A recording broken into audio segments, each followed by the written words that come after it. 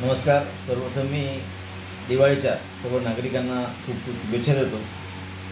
ही दिवाळी सगळ्या नागरिकांना सुखाच्या, समृद्धीच्या आणि भरभराटीत जावं अशी शुभेच्छा व्यक्त करतो. मला लोकसभा निवडणुकीमध्ये उमेदवार मिळाल्यानंतर चांगल्या उत्साहामध्ये सर्व मतदारांनी मला निवडून दिलं आणि प्रचंड मताधिक्याने लीड मिळाल्यामुळे एक चांगली मताधिक्य मिळालंच, पण त्यानिमित्ताने मला माझ्यावरची जबाबदारीसुद्धा वाढल्याचं लक्षात आलं आणि त्याच्यामुळे त्या जबाबदारीचं भान ठेवून चांगल्या प्रकारे काम केलं पाहिजे. सर्वसामान्य जनतेला भेडसावणाऱ्या समस्या त्यांना न्याय मिळाला पाहिजे.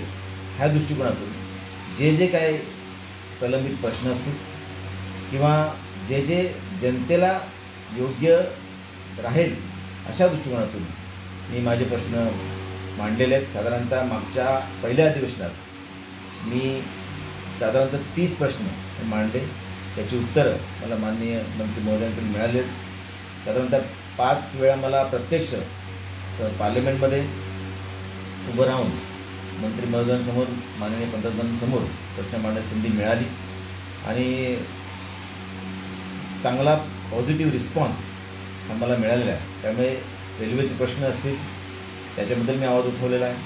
महामार्ग मुंबई अहमदाबाद या महामार्गाबद्दल ट्रॅफिक होती किंवा त्याच्या रस्त्याच्या क्वालिटीबद्दल प्रश्नचिन्ह उपस्थित केले जात होते, त्याबद्दल मी प्रश्न मांडलेला आहे. आपल्या ठाणे पालघर जिल्ह्यामध्ये पर्यटनाला प्रचंड असं पोटेन्शियल आहे आणि त्याला वाव मिळाला पाहिजे. पर्यटन हा रोजगाराचं साधन होतं आहे. स्थलांतर, कुपोषण, स्वयंरोजगार अनेक प्रश्न हे पर्यटनाच्या माध्यमातून सुटणार आहेत. पर्यटनाचा प्रश्न मी इथे पार्लमेंटमध्ये मांडलेला आहे. त्यासोबतच डहाणू नाशिक रेल्वे ही झाली पाहिजे.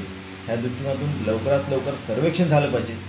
यासाठी मी प्रश्न मांडला, ते लागलीच माननीय मंत्री महोदयांनी मान्य केलेलं आहे. त्यासोबतच भिवंडी, वाडा, मनोर या महामार्गाचा सुद्धा प्रश्न मांडला होता.